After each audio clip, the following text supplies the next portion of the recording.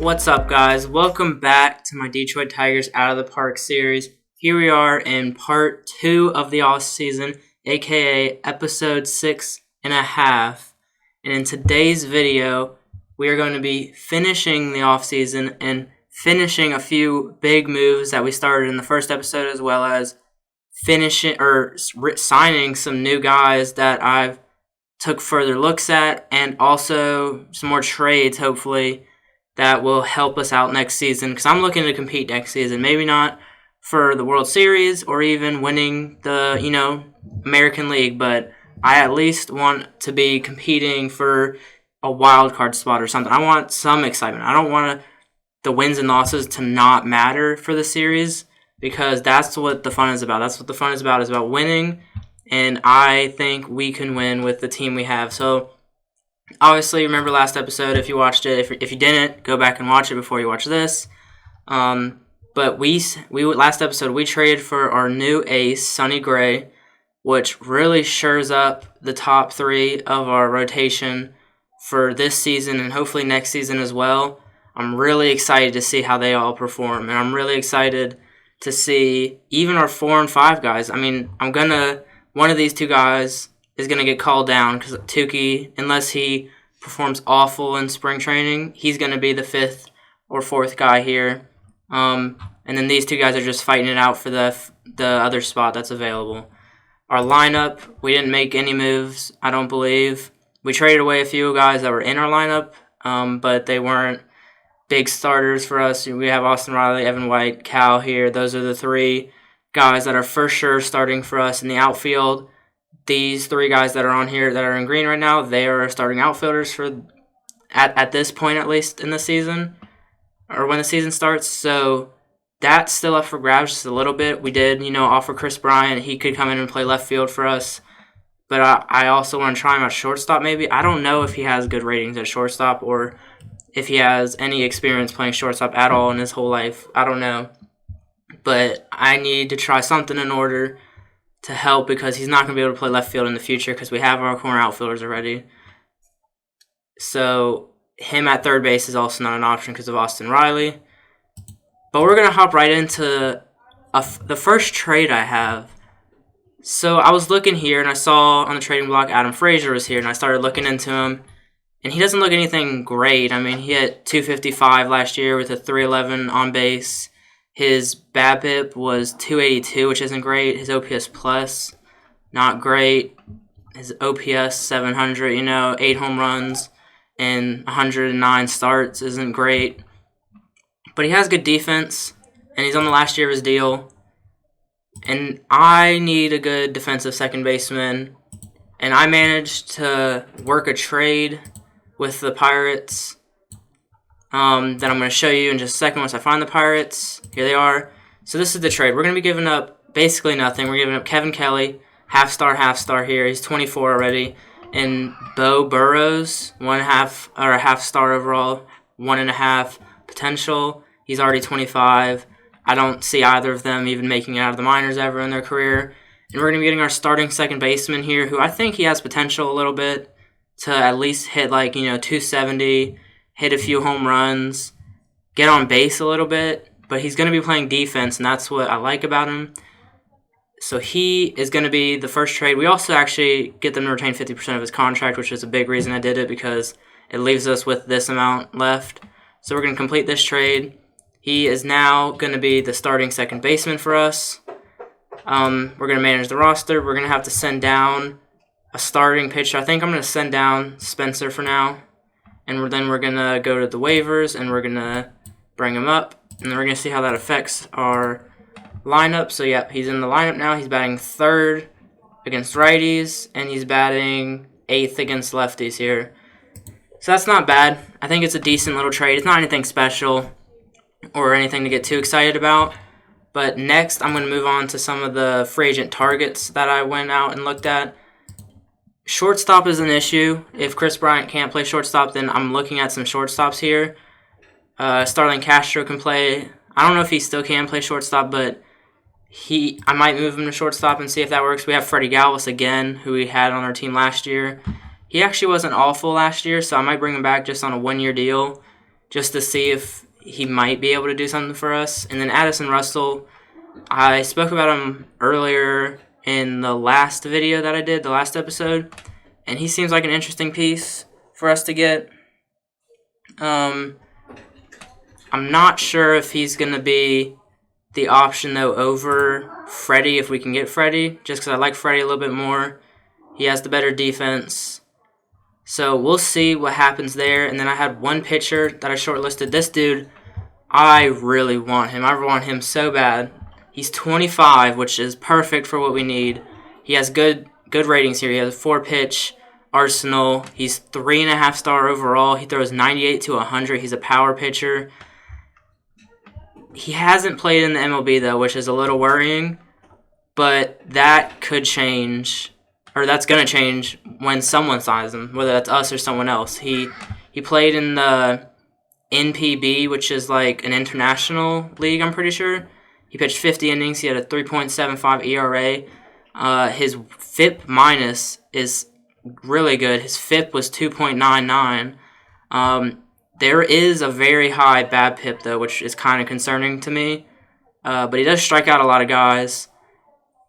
So I really want him, and I think he's going to be the main guy we go out and get in free agency. But we'll see if we can be the highest offer. Beyond that, I'm not sure what other moves we're going to make. We have Chris Bryant to get back to us. We're going to try and sign the relief pitcher. We just made the trade. I'm going to be trying to make more trades in order to get cash, but we'll see what we can work out. And then if we do get the cash, then we're going to be signing more guys that I like. But for now, those are the moves that we're looking out for. And I'll be back next time we have a move, or we hear back from someone, or we have a new trade. Really fast, I wanted to go over the offer we have for Martinez. So I'm offering him a 5-year deal with $4 million every single year. We're going to give him a bonus for making the All-Star team at $100,000. He was asking for around 4.5 as his average annual salary, so we just lowered that a little bit. He wants us to submit it, so we're going to submit it, and we're going to wait back to hear from him. It's 5-year, $20 million. I think he could be a really good arm for us, even if it's just in the like a middle relief role, not even like a closer or setup. But he has a lot of potential on this team, in my opinion. And I'll be back whenever we hear from Chris Bryant or him, or we're making another move.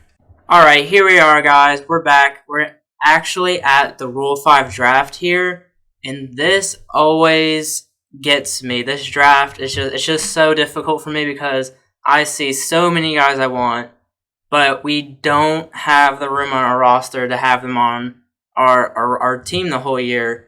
So it's just so hard for me to say no to drafting these guys to be on our team.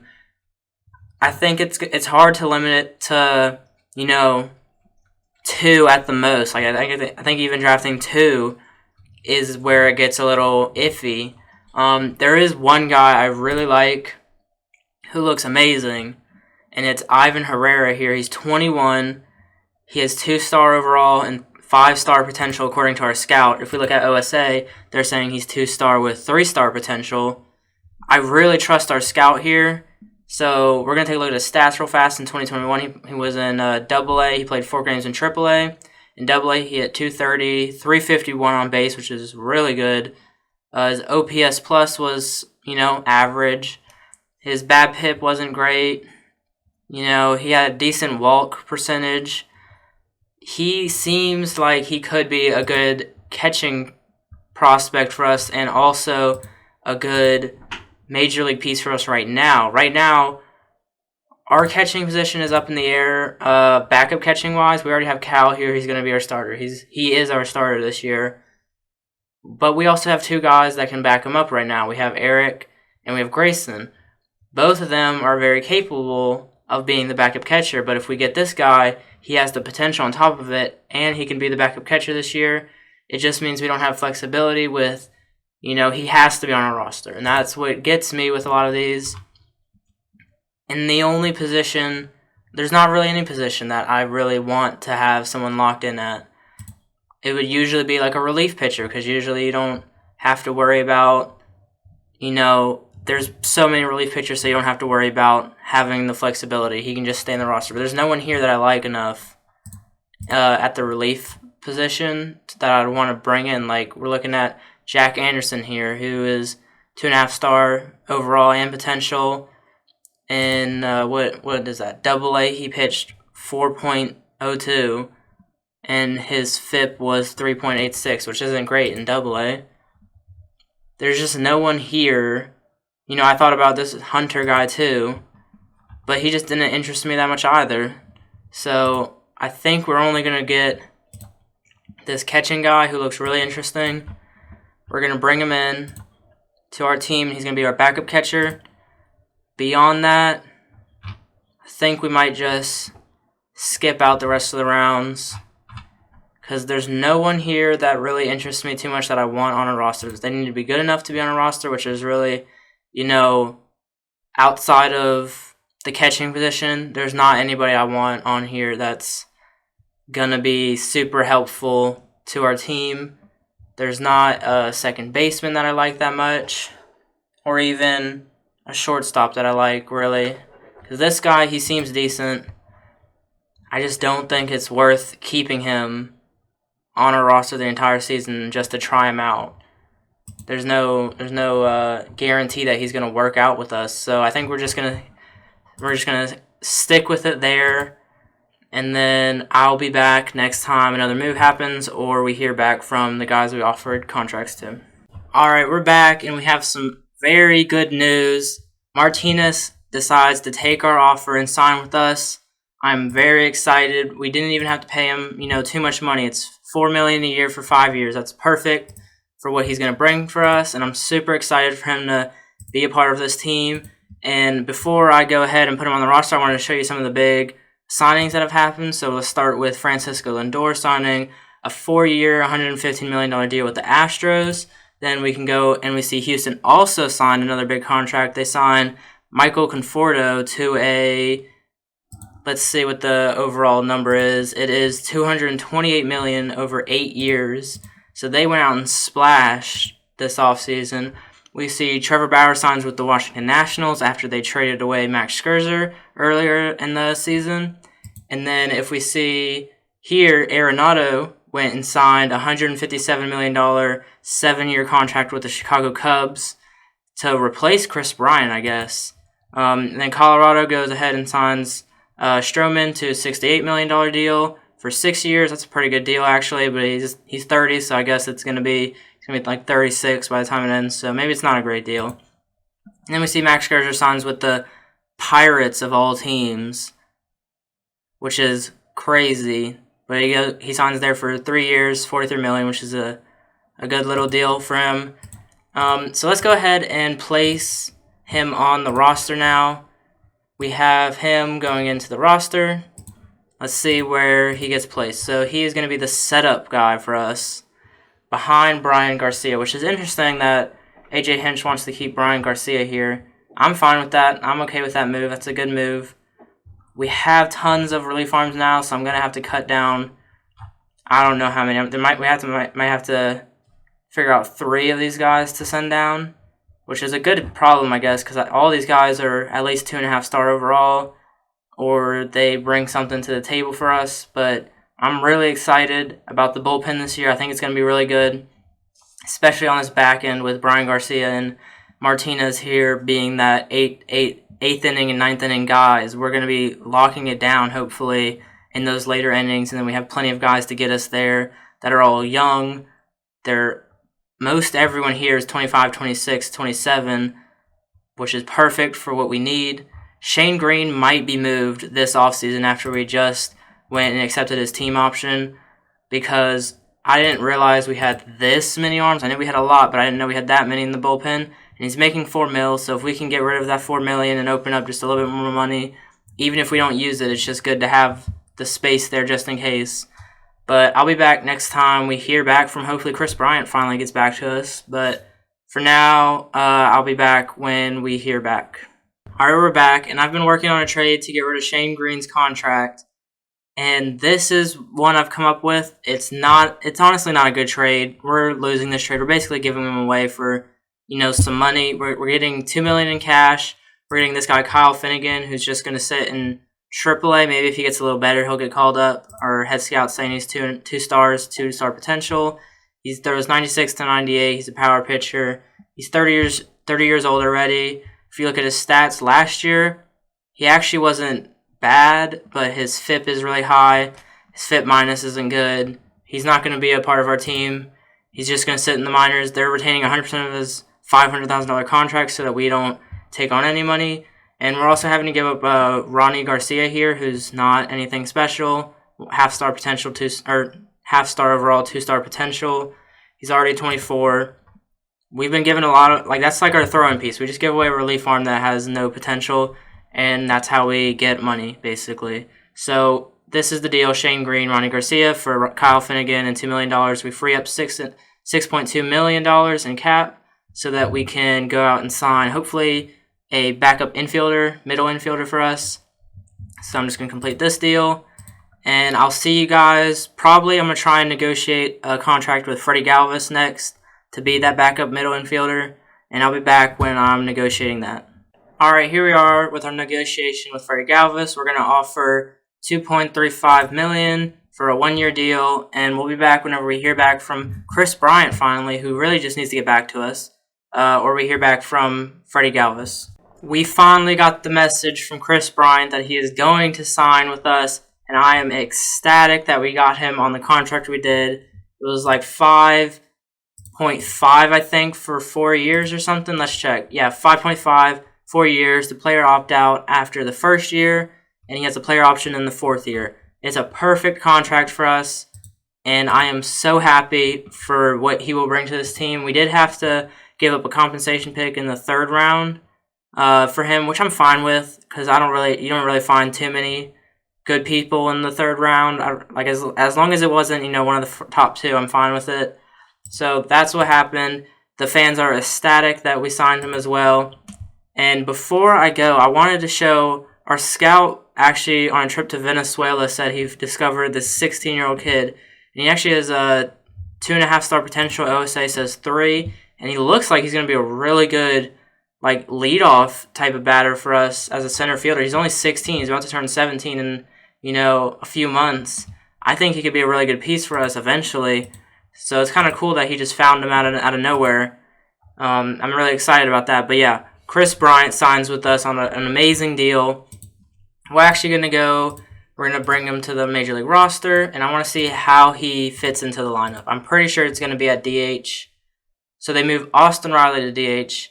And then Chris Bryant to 3rd base, and he's going to bat 5th. So this is where our lineup's looking like as of right now. We have Derek Hill batting leadoff, playing center. Trey Harrison right, batting 2nd. Then we have Adam Frazier at 2nd base. Austin Riley at DH. Chris Bryant at 3rd. Evan White at 1st. Cespedes in left. Leyba at shortstop. And Ivan Herrera is actually who's the starting catcher according to AJ Hinch. I might have to switch that because Cal is better right now, and I do like him just a little bit more, but we'll see. Spring training is going to play a lot into who I decide to force to play where. So now all we're waiting for is Freddie Galvis to get back to us. Here we are with the news from Freddie Galvis. He signs with us to a 1-year, $2.35 million deal. He's going to slot right into the middle infield role for us as a backup. And more news, we also signed Cole Calhoun to a minor league deal. His bat looks like it could still be there just a little bit. He has good defense. If we decide we're going to call him up, then he'll be a good addition to the team. But for now, he's just going to sit in the minors. And then we also have the results of the Hall of Fame voting. Alex Rodriguez, Barry Bonds, both get inducted into the Hall of Fame. Kurt Schilling, David Ortiz, and Roger Clemens barely miss out. So if you want to look through the rest of here at the voting, here you go. You can pause it. But for now, I think that might be our off-season moves completed.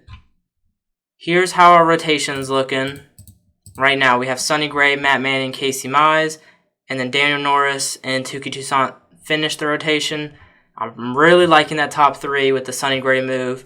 The bottom 2 are a little iffy, but I think Touki and Daniel Norris can hold it down for a little bit. Our end of the bullpen is looking really good. Brian Garcia and Martinez both look like they're really good relief arms for us, especially in those 8-9 innings. We also have Alex Lang, who's a 3-star overall that still has some potential in him. And then down here, we move down, we have Mitch Keller, we have Kyle Doy, we have Will Vest, Tyler Johnson, Jake Faria, Joey Gerber, Duvall, Fletcher. We have plenty of guys here that are going to be really big for us. We are going to have to send a few of them down just to make the roster work. But for now, we have a really good pitching side, in my opinion. And then if we look at the lineup, it's looking pretty good, especially if you look at the 3 through 6 for us. We have all guys that I really like.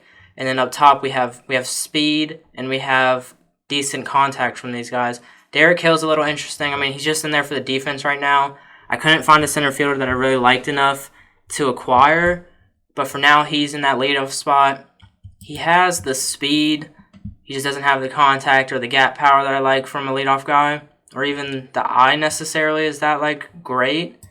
But he's there for now. And then Cespedes even being down here, I really like in that 7th spot. Leyba is interesting. I actually need to fix that real fast. I need to go to the waivers and send Freddie up here. He's going to be more than likely there. Yeah, he's there at shortstop now instead of Leyba, who's going to be our backup second shortstop for now. I think he probably might get better. Let's see. Is he supposed to be a second baseman? Let's do second base. Okay, no, so he is supposed to be a shortstop. But yeah, he'll fill in that backup role. Freddie Galvis is going to be the starting shortstop. I know I've been saying he's the backup, but I guess he's going to be the starting shortstop. And then in the outfield, we have Victor Reyes as our backup. And then at catcher, I'm still up in the air about Ivan Herrera or Cal Raleigh, but we'll see next episode who gets the start, because we're going to be going through spring training and seeing how everyone performs. And based off of that, we'll see who gets the start, who gets the time in the lineup, whether or not it gets split or not. But for now, that's all the moves we're going to make. We used up most of our money, if not all of our money. I'm hoping that we can be more competitive next year with our brand new ace. We have the bullpen's looking a little better. The lineup's looking more to what I want it to be. We're still missing a few pieces, but once we get, Riley and Spencer Torkelson up, along with a few of our other pieces that are going to come, maybe not next season, but the ones after that, like Jack Leiter eventually coming in, could be a big addition. We have, I think Rob Gordon is going to be a big addition later on. We have a few other guys that I really like that are going to get called up eventually.